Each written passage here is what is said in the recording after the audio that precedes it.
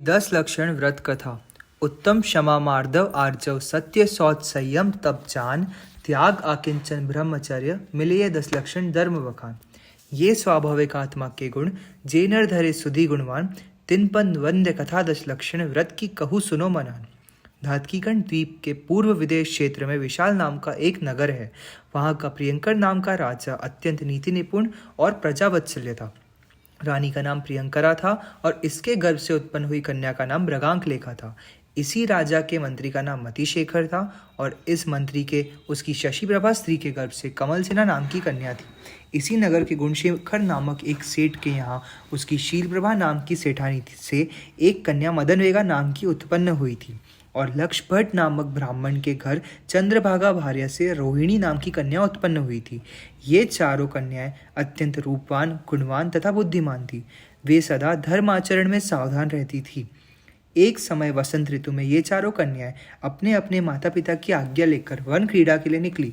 सो भ्रमण करती करती कुछ दूर निकल आई।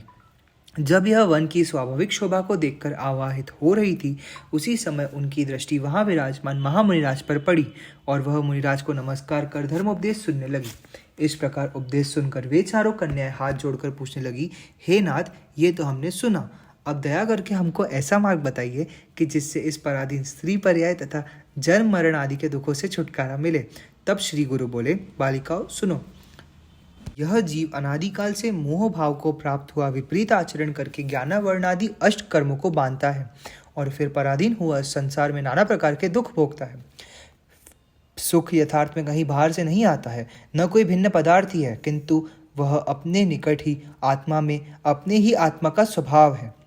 सो जब तीव्र उदय होता है, उस समय यह जीव अपने उत्तम समाधि गुणों को, जो यथार्थ में सुख शांति का स्वरूप है, भूलकर इनसे विपरीत क्रोधादि भावों को प्राप्त होता है और इस प्रकार स्वपर की हिंसा करता है। सो कदाचित यह अपने स्वरूप का विचार करके अपने चित्त को उत्तम समाधि गुणों से रंजित करे तो निसंदेह इस भव और परभव में सुख भोग कर परम पद मोक्ष को प्राप्त कर सकता है। स्त्री पर्याय से छूटना तो कठिन ही क्या है। इसलिए पुत्रियों, तुम मन वचन काय से इस उत्तम 10 लक्षण रूप धर्म को धारण करके यथाशक्ति व्रत पालो तो निसंदेह मन वांछित उत्तम फल पाओगी। भगवान ने उत्तम क्षमा मार्दव आर्जव सत्य शौच संयम तप त्याग आकिंचन ब्रह्मचार्याणि धर्म, इस प्रकार ये धर्म के 10 लक्षण बताए हैं। ये वास्तव में आत्मा के ही निज भाव है जो क्रोधादि कषायों से ढक रहे हैं। उत्तम क्षमा क्रोध के उपशम, क्षयोपशम या क्षय होने से प्रकट होती है।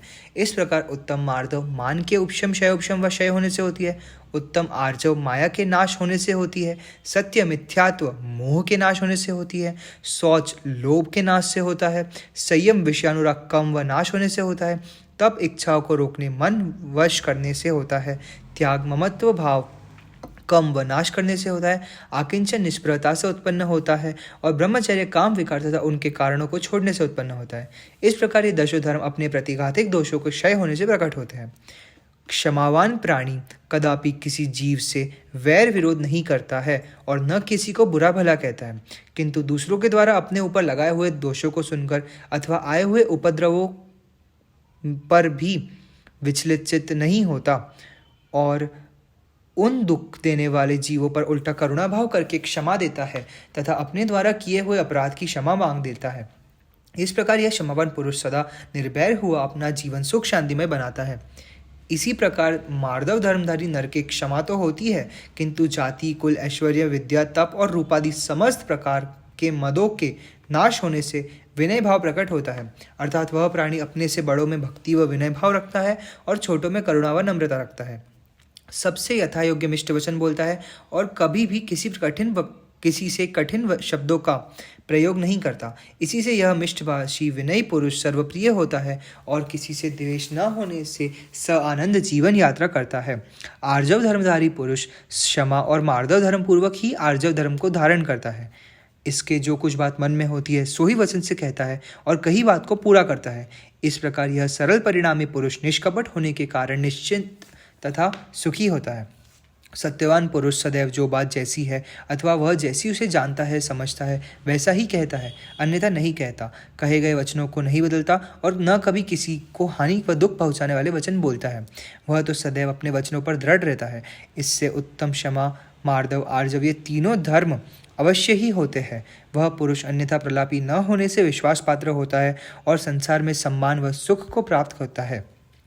शौचवान नर उपयुक्त चारों धर्मों को पालता हुआ अपने आत्मा को लोभ से बचाता है और जो पदार्थ न्यायपूर्वक उद्योग करने से उसके क्षयोपशम के अनुसार उसे प्राप्त होते हैं वह उसे संतोष करता है और कभी स्वप्न में भी परधन हरण करने का भाव इसके नहीं होता है। यदि अशुभ कर्म के उदय से इसके किसी प्रकार का घाटा भी हो जाए अथवा किसी प्रकार का द्रव्य चला जाए तो भी यह दुखी नहीं होता और अपने कर्मों का विपाक समझकर धैर्य धारण करता है, परंतु अपने घाटे की पूर्ति के लिए कभी किसी दूसरे को हानि पहुंचाने की चेष्टा नहीं करता। इसको तृष्णा न होने के कारण सदा आनंद में रहता है और इसलिए कभी किसी से ठगाया भी नहीं जाता। संयमी पुरुष भी उक्त पांचों व्रतों को पालता हुआ अपनी इंद्रियों को उनके विषयों से रोकता है। ऐसी अवस्था में ऐसा कोई भी पदार्थ व इष्ट व अनिष्ट प्रतीत नहीं होता है, क्योंकि विषयानुरागता के ही कारण अपने ग्रहण करने योग्य पदार्थ इष्ट व आरोचक व ग्रहण न करने योग्य पदार्थ अनिष्ट माने जाते हैं। सो इष्ट अनिष्ट कल्पना न रहने के कारण उनमें हेय उपादेय कल्पना भी नहीं रहती है, तब संभाव होता है। इसी से यह समरसी आनंद को प्राप्त करता है। तपस्वी पुरुष इंद्रियों के वश करता हुआ भी मन को पूर्ण रीति से वश करता है और उसे यत्र तत्र दौड़ने से रोकता है। किसी प्रकार की इच्छा उत्पन्न नहीं होने देता। जब इच्छा ही नहीं रहती तो आकुलता किस बात की। यह अपने ऊपर आने वाले सब प्रकार के उपसर्गों को धीरतापूर्वक सहन करने में उद्यमी व समर्थ होता है। वास्तव में ऐसा कोई भी सुर नर व पशु संसार में नहीं जन्मा है जो इस परम तपस्वी को उसके ध्यान से किंचित मात्र भी डिगा सके।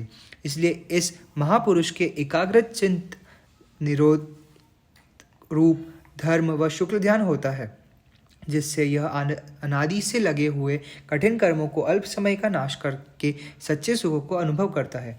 त्यागी पुरुष के उक्त सातों व्रत तो होते ही है, किंतु उस पुरुष का आत्मा बहुत उदार हो जाता है। यह अपने आत्मा से द्वेष आदि भावों को दूर करने तथा स्व पर उपकार करने के निमित्त आहार आदि चारों दान देता है और दान देकर अपने आप को धन्य व स्व संपत्ति को सफल हुई समझता है। यह कदापि स्वप्न में भी अपनी ख्याति व यश नहीं चाहता और न दान देकर उसे स्मरण रखता है अथवा न कभी किसी पर प्रकट ही करता है। वास्तव में दान देकर भूल जाना ही दानी का स्वभाव है। इससे यह पुरुष सदा प्रसन्नचित्त रहता है और मृत्यु के समय उपस्थित होने पर भी निराकुल रहता है। इसका चित्त धनादि में फंसकर आर्त रौद्र रूप कभी नहीं होता और उसका आत्मा सदगति को प्राप्त होता है। आकिंचन भ्राम्य आभ्यंतर समस्त प्रकार के परिग्रहों से ममत्व भावों को छोड़ देने वाला पुरुष सदैव निर्भय रहता है और उसे न कुछ संभालना और न रक्षा करनी पड़ती है, यहाँ तक कि वह अपने शरीर तक से निष्प्रह रहता है। तब ऐसे महापुरुषों को कौन पदार्थ आकुलित कर सकता है, क्योंकि वह अपने आत्मा के सिवाय समस्त पदार्थों को व विभावों को हेय अर्थात त्याज्य समझता है। इसी से कुछ भी ममत्व शेष नहीं रह जाता और समय समय असंख्यात व अनंत गुणी कर्मों का नर्जरक होती है। इससे यह सुखी रहता है। ब्रह्मचार्यधारी महाबलवान योद्धा सदैव उक्त नवव्रतों को धारण करता हुआ निरंतर अपने आत्मा में ही रमण करता है। वह ब्राह्म स्त्री आदि से विरक्त रहता है। उसकी दृष्टि में सब जीव संसार के समान प्रतीत होते हैं। स्त्री पुरुष व नपुंसक आदि भेद कर्म की उपाधि जानता है। यह सोचता है कि यह देह हाड़ मांस मल मूत्र रुधिर पीव आदि रागी जीवों को सुहावना लगता है। यदि यह चाम की चादर हटा दी जाए अथवा भद्रावस्था आ जाए तो फिर इसकी ओर देखने भी जी नहीं चाहे।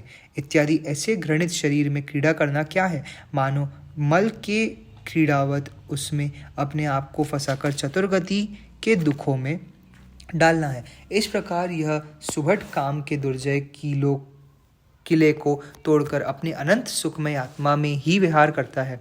ऐसा महापुरुष आदर सब जगह होता है और तब कोई भी कार्य संसार में ऐसा नहीं होता कि जिसे वह अखंड ब्रह्मचारी न कर सके। तात्पर्य यह है कि वह सब कुछ करने को समर्थ होता है।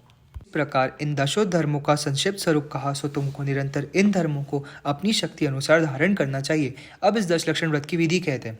भादो माध्य और चैत्र मास के शुक्ल पक्ष में पंचमी से चतुर्दशी तक 10 दिन पर्यंत यह व्रत किया जाता है। 10 दिन त्रिकाल सामयिक प्रतिक्रमण वंदना पूजन अभिषेक स्तवन स्वाध्याय तथा धर्म चर्चा आदि करे और क्रम से जाप करे। समस्त दिन स्वाध्याय पूजादि धर्म कार्यों में बितावे, रात्रि को जागरण भजन करे, सब प्रकार के राग द्वेष व क्रोधादि कषाय तथा इंद्रिय विषयों को बढ़ाने वाली विकथा तथा व्यापार आदि समस्त प्रकार के आरंभों का सर्वथा त्याग करे। 10 दिन यथाशक्ति प्रोषद बेला तेला करे, अथवा ऐसी शक्ति न हो तो एकाशना उनोदर तथा रस त्याग कर करे, परंतु कामोतेजक सच्चीकरण मिष्ट गरिष्ठ और स्वादिष्ट भोजन का त्याग करे तथा अपना शरीर स्वच्छ खादी के कपड़ों से ही ढके, बढ़िया वस्त्र अलंकार न धारण करे और रेशम ऊन तथा फैंसी परदेशी व मीलों के बने वस्त्र छुए भी नहीं, क्योंकि वे अनंत जीवों के घात से बनते हैं और कामादिक विकारों को बढ़ाने वाले होते हैं। इस कारण यह व्रत 10 वर्ष तक पालन करके पश्चात उत्साह सहित उद्यापन करे, अर्थात छत्र चवर आदि मंगल द्रव्य माला कलश शास्त्रादि धर्म उपकरण प्रत्येक 10 श्री मंदिर में पधराना चाहिए तथा पूजा विधान आदि महोत्सव करना चाहिए। दुखित भुक्तियों को भोजन आदि दान देना चाहिए। वाचनालय, विद्यालय, छात्रालय, औषधालय, अनाथालय, पुस्तकालय तथा दीन प्राणी रक्षक संस्थाएं आदि स्थापित करनी चाहिए। इस प्रकार द्रव्य खर्च करने में असमर्थ हो तो शक्ति प्रमाण प्रभांगनाओं को बढ़ाने वाला उत्सव करे, अथवा सर्वथा असमर्थ हो तो द्विगुणित वर्ष प्रमाण व्रत करे। इस व्रत का फल स्वर्ग तथा मोक्ष की प्राप्ति होना है। यह उपदेश व व्रत की विधि सुनकर चारों कन्याओं ने मुनि राज की साक्षी पूर्वक इस व्रत को स्वीकार किया और निज घरों को गई। पश्चात 10 वर्ष तक उन्होंने यथाशक्ति व्रत पालन कर उद्यापन किया। सो उत्तम समाधि गुणों का अभ्यास हो जाने से उन चारों कन्याओं का जीवन सुख और शांतिमय हो गया। वे चारों कन्याएं इस प्रकार सर्व स्त्री समाज में मान्य हो गई। पश्चात वे अपनी आयु पूर्ण कर अनंत समय में समाधिवर्ण करके महाशुक्र नामक 10वें स्वर्ग में अमरगिरी, अमरचूल, देवप्रभ और पद्मसारथी नामक महार्दिक देव हुए। वहाँ पर अनेक प्रकार के सुख भोगते और अकृत्रिम जिन चैतन्यों की भक्ति वंदना करते हुए अपनी आयु पूर्ण कर वहाँ से चले। सो जम्बूद्वीप के भरत क्षेत्र में मालवा प्रांत के उज्जैन नगर में मूलभद्र राजा के घर लक्ष्मीवती नाम की रानी के गर्भ से पूर्ण कुमार, देव कुमार, गुणचंद्र और पद्म कुमार नाम के रूपवान व गुणवान पुत्र हुए और भले प्रकार बाल्यकाल व्यतीत करके कुमार काल में सब प्रकार की विद्याओं में निपुण हुए। पश्चात इन चारों का व्याह नंदन नगर के राजा ईण तथा उनकी पत्नी तिलक सुंदरी के गर्भ से उत्पन्न कलावती, ब्राह्मी, इंदुगात्री और कंकु नाम की 4 अत्यंत रूपवान तथा गुणवान कन्याओं के साथ हुआ और ये दंपति प्रेम पूर्वक कालक्षेप करने लगे। एक दिन राजा मूलभद्र आकाश में बादलों को बिखरे हुए देखकर संसार के विनाशिक स्वरूप का चिंतन करके और 12 अनुप्रेक्षा भाई पश्चात ज्येष्ठ पुत्र को राज्यभार सौंपकर आप परम दिगंबर मुनि हो गए। इन चारों पुत्रों ने यथा योग्य प्रजा का पालन व मनुष्योचित भोग कर कोई एक कारण पाकर जिनेश्वरी दीक्षा ली और महान तपस्चरण करके केवल ज्ञान को प्राप्त हो अंत में अनेक देशों में विहार करके धर्म उपदेश दिया। फिर शेष अघातिया कर्मों को भी नाश कर आयु के अंत में योग निरोध करके परम पद मोक्ष को प्राप्त किया। इस प्रकार उक्त चारों कन्याओं ने विधि पूर्वक इस व्रत को धारण करके स्त्रीलिंग छेद कर स्वर्ग तथा मनुष्य गति के सुख भोग कर मोक्ष पद प्राप्त किया। इसी प्रकार जो और भव्य जीव मन, वचन और काय से इस व्रत को पालन करेंगे वे भी उत्तम उत्तम सुखों को प्राप्त होंगे। मृगांग लेखा आदि कन्याएं 10 लक्षण व्रतधार, दीप लहो निर्वाण पद, वंदु बारंबार 9 बार नमोकार मंत्र।